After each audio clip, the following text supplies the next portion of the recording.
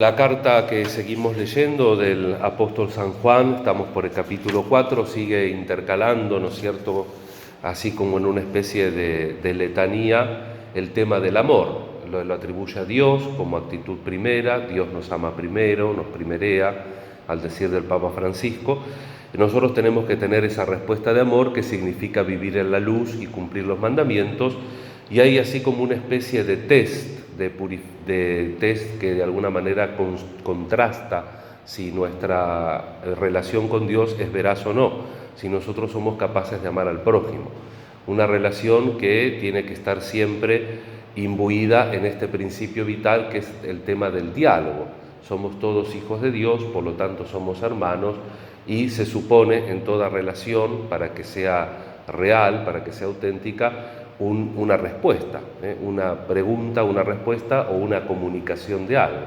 Y esa comunicación es precisamente el Evangelio, la vida nueva, que, como nos recuerda el evangelista Lucas en este pasaje tan significativo de cuando Jesús vuelve a su pueblo, a Nazaret, y lee la lectura en la sinagoga. Recordemos que los judíos tenían la costumbre de que los varones laicos, si tenían 30 años, el requisito era al menos tener 30 años, y en la lectura no era de la ley, sino de los profetas, como en el caso que le tocó a Jesús cuando vuelve a la sinagoga, era la lectura del profeta. Entonces podían hacer un comentario, una especie de homilía. Es decir, el tema era la ley, estaba reservado a los especialistas, pero cualquier varón laico podía hacer un comentario. Y Jesús hace un comentario auténtico, un comentario justo y preciso. Esto hoy se ha cumplido.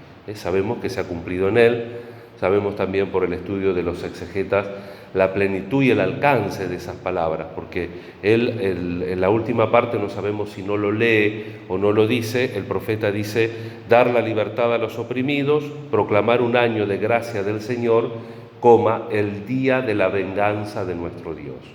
Eso no, Jesús no lo dice. De hecho, algunos estudiosos de la Biblia vieron que después que el evangelista dice que lo alababan, de golpe todos querían perseguirlo. Entonces algunos dicen que porque se había tomado el atrevimiento de haber cortado una profecía. No lo sabemos. Lo cierto es que el comentario de él es una homilía perfecta, porque esto sucedió hoy, quiere decir que se cumple en la persona de él. Inclusive esa frase del profeta que no está, el día de la venganza de nuestro Dios, porque Dios no se venga con el otro, sino que Dios se venga en sí mismo. La segunda persona de la Santísima Trinidad es la que paga las consecuencias precisamente de nuestra rebeldía y de nuestro pecado. En esta dinámica del amor es importante que nosotros recordemos que algo de la teología de la gracia que hoy tal vez no se enseña o no se recuerda tanto, que es la vida de la gracia, el inicio y el término corresponde a Dios, es gracia de Dios. En el medio colaboramos nosotros, pero nadie merece la vida de la gracia, ni para iniciarla ni para consumarla. De hecho, cuando antes la catequesis era más fluida y la gente tenía una solidez, muchas veces se rezaba por la perseverancia. Yo me acuerdo, señoras italianas grandes de mi parroquia, decía: Padre o Alejandro, nosotros rezamos por su perseverancia final. Esto es importante porque en la dinámica de la gracia no merecemos esto, tenemos que pedir esa fidelidad, esa constancia. Sabemos que de parte de Dios no falla, pero a veces nosotros sí que tenemos algún problemita y es bueno estar fuerte en esos momentos de déficit o de dificultad. Y entonces es importante recordar también que para el cumplimiento total de los mandamientos es muy importante que profundicemos en esta temática que nos aporta San Juan en la carta. El amor a Dios es expresión del cumplimiento de los mandamientos, pero no es un voluntarismo, como lo dice Jesús en el Evangelio precisamente de Juan: si me aman, cumplirán los mandamientos.